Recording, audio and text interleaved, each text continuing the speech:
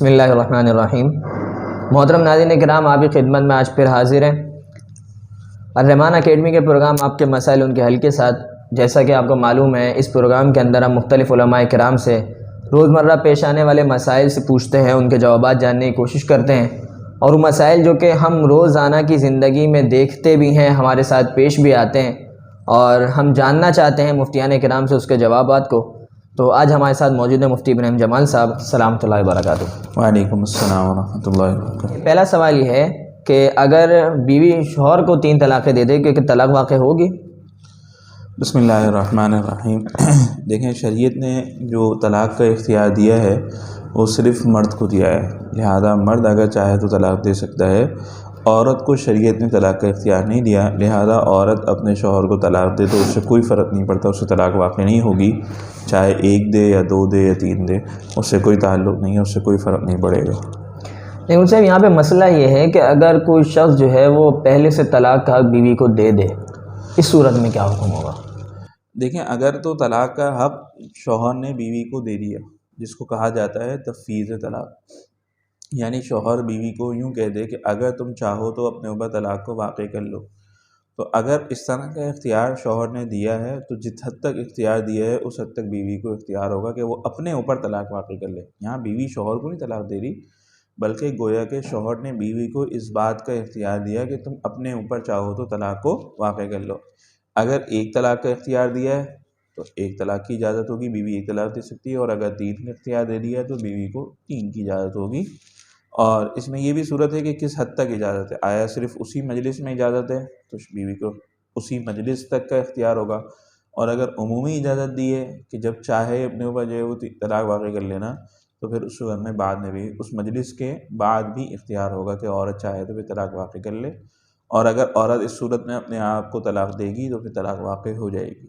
جب یہ وہی صورت ہے جب نکاح نامے پہ لکھ لیا جاتا ہے کہ مرد نے عورت کو طلاق کا حق دے دیا، تو یہ وہی صورت ہوگی کہ مکمل طور پہ حق دے دیا ہے؟ نکاح نامے میں جو شرط ہوتی ہے بعض اوقات، اگر اس میں شوہر نے واقعتاً طلاق کا اختیار دے دیا اور اس پہ لکھ دیا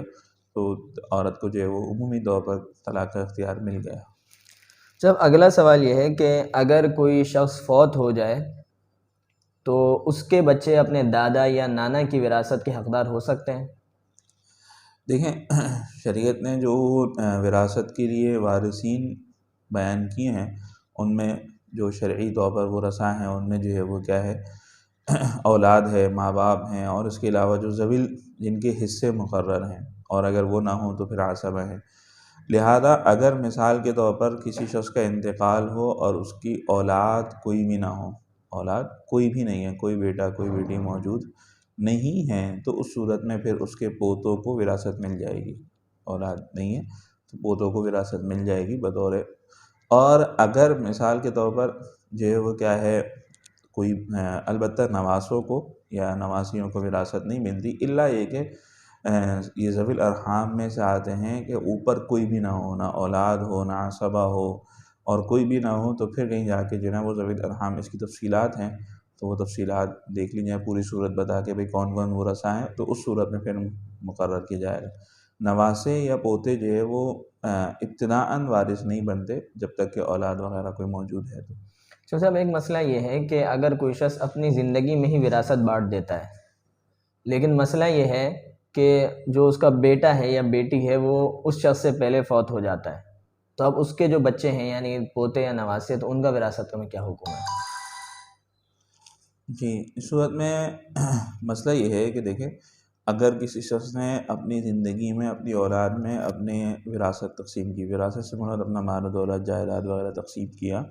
اور تقسیم کرنے کے بعد ان کو قبضہ دے دیا، یعنی ہر ایک کو اس کا مکمل حق اس کے قبضے میں دے دیا، تو اب گویا وہ اس کی ملکیت ہے۔ اب اگر اس کا انتقال ہو رہا ہے تو انتقال ہونے کے بعد وہ گویا اس کی وراثت میں شامل ہے، اور اس کی وراثت میں شامل ہو کر اس کے اولاد کو ملے گی، چاہے وہ بیٹا ہو یا بیٹی ہو۔ البتہ اگر زندگی میں وراثت تقسیم اس طور پر کی کہ صرف بات کی کہ بھئی میرا یہ حصہ فلاں کا ہے، یہ فلاں کا ہے، لیکن زندگی میں ان کو قبضہ نہیں دیا، ہبہ جس کو ہم کہتے ہیں، ہدیہ جو ہے وہ کام ہونے کی، ہدیے کے مکمل ہونے کی ایک شریعت نے شرط مقرر کی، وہ یہ کہ قبضہ دیا جائے۔ اب اگر قبضہ نہیں دیا، اپنے پاس ہی رکھا ہوا ہے، مثلا صرف جو ہے وہ زبانی کلامی بات کی ہے، بات سمجھ آ رہی ہے، یا پھر کاغذات کی حد تک بھی بات کی ہے، قبضہ نہیں دیا، تو اس صورت میں پھر یہ اس مرنے والے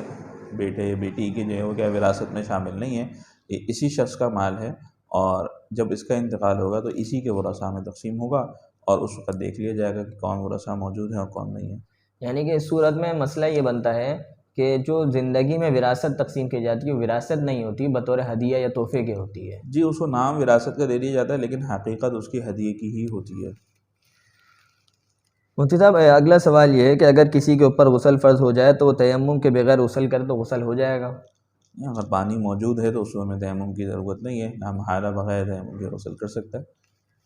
سب اگلا سوال یہ ہے کہ وضو کے بعد جسم کو خشک کرنے کے لیے کپڑے وغیرہ کا استعمال کیسا ہے؟ جی، کپڑے کا استعمال کرنے میں کوئی حرج کی بات نہیں ہے، سردی ہے یا ویسے ہی کسی کو عادت ہے اپنا جسم خشک کرنے کی تو اس میں کوئی حرج کی بات نہیں ہے۔ اللہ کے نبی علیہ الصلوۃ والسلام سے دونوں طرح ثابت ہے، بعض مواقع پر آپ علیہ الصلوۃ والسلام نے وضو وغیرہ کے بعد جسم کو پوچھا بھی ہے اور بعض اوقات نہیں بھی پوچھا، تو اس لیے موسم اور اپنی طبیعت کے اعتبار سے ہر ایک کے الگ الگ اس میں اجازت ہے، چاہے پوچھے اور چاہے نہیں پوچھے۔ صاحب مرد کو کتنے وزن کی چاندی پہننے کی اجازت ہے؟ مرد کو جو ہے وہ 3.5 ماشا کی چاندی کی انگوٹھی جو ہے وہ صرف انگوٹھی کی حد تک 3.5 ماشا چاندی اس کا وزن ہونا چاہیے، اس کی پہننے کی اجازت ہے۔ اس کے علاوہ اس سے زیادہ چاندی پہننا یا اور چاندی کسی اور صورت میں پہننا اس کی اجازت نہیں ہے، صرف انگوٹھی 3.5 یا چھلا جس کو کہہ سکتے ہیں کہ 3.5 ماشا جس کا وزن ہونا چاہیے۔ اچھا، مطلب اگلا سوال یہ ہے کہ بستر پر نماز ادا کرنا کیسا ہے؟ بستر پر دیکھیں، بستر اگر پاک ہے تو اس صورت میں اس پر نماز ادا کی جا سکتی ہے۔ ایک پہلی شرط تو گویا اس کی پاک ہونے کی ہوگی، اگر ناپاک ہوگا تو براہ راست اس پر کھڑے ہو کے نماز نہیں پڑھ سکتے۔ دوسری شرط یہ ہے کہ وہ بستر اس انداز کا ہو کہ جب اس پر سجدہ کریں تو وہ ٹکے، یعنی کہ گدا یا ایسا جو کیا ایسی روئی والا گدا ہو یا فوم والا گدا ہو کہ جس سے جو ہے وہ کیا ہے سر آپ کا جو ہے وہ زمین پر ٹکا ہوا جسے کہیں گے محسوس نہ ہو، تو اس صورت میں ایسے بستر پر پھر نماز نہیں ہوتی ہے۔ البتہ جو جیسے قالین ہو گیا یا جائے نماز ہے یا ایسی کوئی کپڑا بچھایا ہوا ہے بستر کے اندر تو اس میں پھر کوئی حرج کی بات نہیں ہے، اس میں نماز ہو جائے گی۔ سب اگلا سوال یہ ہے کہ اگر شوہر بیوی کو پردہ کرنے سے منع کرے اور بعد طلاق تک پہنچ جائے تو اس میں کیا حکم ہے عورت کے لیے؟ دیکھیں، پردہ کرنا بنیادی طور پر شریعت کا حق ہے، شریعت کا حکم ہے، اللہ تعالیٰ کا حکم ہے۔ اس لیے ایک بات تو بنیادی طور پر یہ ذہن میں رکھیں کہ کسی بھی گناہ کے کام میں مخلوق کی اطاعت جو ہے وہ اس سے منع فرمایا گیا کہ لا طاعت لمخلوق اللہ یعنی اللہ تعالیٰ کی نافرمانی کے اندر کسی جو ہے وہ کیا ہے مخلوق کی اطاعت نہیں کی جا سکتی، مفہوم حدیث کا عرض کر رہا ہوں۔ تو اس لیے ابتداءً تو یہ بات ہے کہ شوہر کو اس بات کا اختیار نہیں ہے کہ وہ اپنی بیوی کو پردہ کرنے سے روکے۔ اگر ایسا کرتا ہے تو اس کو سمجھایا جائے، اس کو بتایا جائے پردے کی اہمیت، اور اس کو اس بات پر راضی کیا جائے کہ وہ اپنی بیوی کو پردہ کرنے سے منع نہ کرے،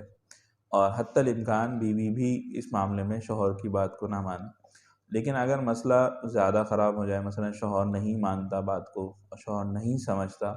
اور بات یہاں تک پہنچ جاتی ہے کہ اگر شوہر یوں کہہ دیتا ہے کہ جی طلاق دوں گا اگر تم نے پردہ کیا وغیرہ تعلیق یعنی کہ، تو اب اس صورت میں بھی پھر حکم یہی ہے کہ مطلب کہ حتی الامکان اب بھی کوشش یہ کرے کہ ایسی کوئی صورت بن جائے کہ جس سے طلاق بھی نہ ہو اور پردہ بھی کر لیں، مثلا کسی خاندان کے بڑے کو درمیان میں ڈال دیں یا اور کوئی صورت ایسی اختیار کر لیں۔ لیکن اگر پھر بھی بات نہیں بنتی تو اس صورت میں پھر یہ ہے کہ بیوی جو ہے وہ شوہر کی بات کو مانے، لیکن گناہ سمجھ کر کہ یہ گناہ کا کام ہے۔ ایسا نہیں ہے کہ اب اگر شوہر نے کہہ دیا اور مجبور ہو گئی تو اب اس کو کوئی اجازت مل گئی، البتہ گناہ اب بھی ہے، اور سمجھاتی رہے اور اللہ تعالیٰ سے مانگتی رہے کہ اللہ تعالیٰ جو ہے وہ شوہر کو ہدایت دے، اور وہ دوبارہ جو ہے وہ گویا کہ پردہ نہ کرنے پر جو اصرار کر رہا ہے اس سے وہ باز آ جائے، اور وہیں پردہ نہ کرے جہاں بالکل شوہر مجبور کرے۔ اگر کہیں بچ سکتی ہو تو اس صورت میں جو ہے وہ کیا ہے پردے کا اہتمام کرے۔ چلو اگلا سوال یہ ہے کہ وعدہ خلافی کا گناہ کیا ہے؟ دیکھیں، وعدہ خلافی جو ہے وہ شریعت میں ایک بہت برا عمل، اور جس کو کہیں کہ ایک بڑا گناہ قرار دیا گیا ہے شریعت میں، اور اس کے لیے اللہ کے نبی علیہ الصلوۃ والسلام کی ایک حدیث کا مفہوم ہے کہ مومن جو ہے وہ کبھی بھی وعدہ خلاف نہیں ہوتا۔ منافق کی 3 نشانیاں بیان کی، اور ان نشانیوں میں سے ایک نشانی بیان کی کہ جب وعدہ کرتا ہے تو وعدہ خلافی کرتا ہے۔ گویا معلوم یہ ہوا کہ مومن کی شان یہ نہیں ہے کہ وہ وعدہ خلافی کرے، اس لیے وعدہ خلافی سے بچنا حتی الامکان ضروری ہے۔ تو اگلا سوال یہ ہے کہ اگر دکاندار کسی 150 کی چیز کا 100 روپے کی چیز کا 150 روپے بل بنا کے دیتا ہے، یا پھر وہ خالی بل پر اپنی اسٹیمپ وغیرہ لگا کے دیتا ہے اور خریدار خود اس پر اپنے حساب سے پیسے لکھتا ہے، جیسے کہ عام طور پر جو ہے مزدور وغیرہ سامان لیتے ہیں تو خالی بل لے لیتے ہیں، اپنے حساب سے اس پر پیسے لکھ کے پھر آگے جو خریدار ہوتا ہے اس کو دے دیتے ہیں، تو اس کا کیا حکم ہے؟ دیکھیں، بنیادی طور پر جو خریدار ہے، مزدور جس کی آپ نے مثال دی، یا عموماً ڈرائیور حضرات بھی یہ کرتے ہیں، یا کسی گھر میں کام کرنے والے حضرات بھی یہ کر لیتے ہیں، تو عمومی طور پر پہلی بات یہ ہے کہ جس بندے نے اس کو خریداری کے لیے بھیجا ہے تو یہ خریدار شخص اس کا وکیل ہے، یہ خریدار اس کا وکیل ہے، اور وکیل کے لیے نفع لینے کی بیچ میں اجازت نہیں ہے وکیل کے لیے، لہذا یہ جو ہے وہ 100 روپے کی چیز خرید کر آگے 150 میں کوئی اپنے موکل کو دے، اپنے اس بندے کو دے جس کے لیے وہ خریداری کر رہا ہے، تو اس کی اجازت نہیں ہے اور اس سے روکا جائے گا۔ لہذا اب اگر وہ جو ہے خریدا اس نے 100 روپے کی، اور آگے جا کے وہ غلط بیان ہی کر رہا ہے کہ میں نے خریدی ہی 150 روپے کی ہے، تو گویا یہ کیا ہے، دھوکہ دینا ہو گیا اور جھوٹ بولنا ہو گیا، اور دھوکہ دہی اور جھوٹ بول کے گویا اپنے 50 روپے درمیان میں رکھ رہا ہے۔ اسی طرح عموماً دکاندار کا بھی جو وہ کیا ہے، غلط بل بنا کے دینا، یہ بھی دھوکہ دہی کے زمرے میں آتا ہے کہ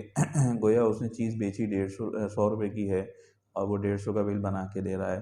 تو یہ عموماً دکاندار یہ اس وجہ سے کرتے ہیں کہ یہ پھر ہمارا، اگر ہم اس کو نہیں دیں گے بل بنا کے تو یہ ہمارے پاس پھر آئندہ خریداری کے لیے نہیں آئے گا، تو اس لیے جو ہے وہ کیا ہے، دکاندار بھی دکاندار کو بھی اس سے منع کیا جائے گا، اور دکاندار کے لیے بھی اجازت نہیں ہے کہ وہ اس طرح کرے، اور خریدار کے لیے بھی اجازت نہیں ہے کہ وہ اپنے پاس سے رقم آگے غلط بیان کرے، اور غلط بیان کر کے جو ہے وہ زیادہ رقم آگے سے لے۔ یہ دونوں جو ہے وہ گویا دھوکے سے اور جھوٹ بول کے پیسے کمایا جا رہا ہے، جو لامحالہ جو ہے وہ کیا ہے، حرام کے زمرے میں آئے گا۔ جب فرض نماز کی تیسری اور چوتھی رکعت میں سورہ فاتحہ کیا حکم ہے؟ فرض نماز کی تیسری اور چوتھی رکعت میں سورہ فاتحہ کا پڑھنا سنت عمل ہے اور پڑھنی چاہیے۔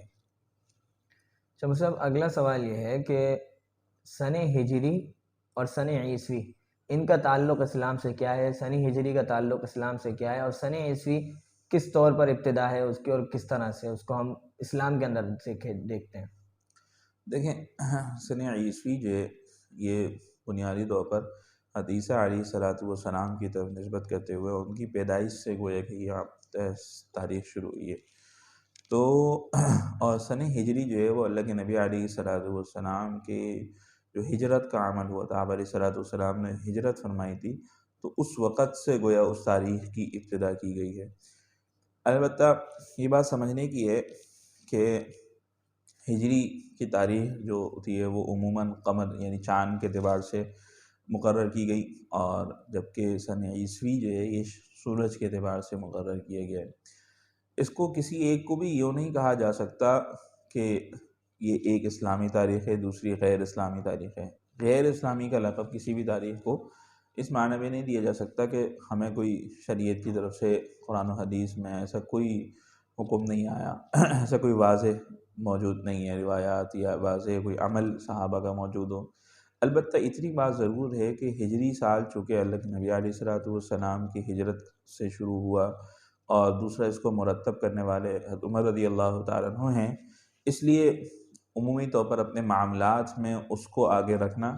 اور سن یعنی ہجری تاریخ کو، قمری تاریخ کو آگے رکھنا، اور اس سے اپنے معاملات کو جو ہے وہ ترتیب دینا، گویا یہ جو ہے وہ کیا ہے، باعث برکت ہوگا، اور انشاءاللہ اللہ کی ذات سے امید ہے کہ وہ جو ہے وہ ایک، چونکہ اس پہ مسلمانوں کا ایک بڑا سبق ہے ہجرت کہ جو انہوں نے یعنی اللہ کے نبی علیہ الصلوۃ والسلام نے دین کے خاطر اپنے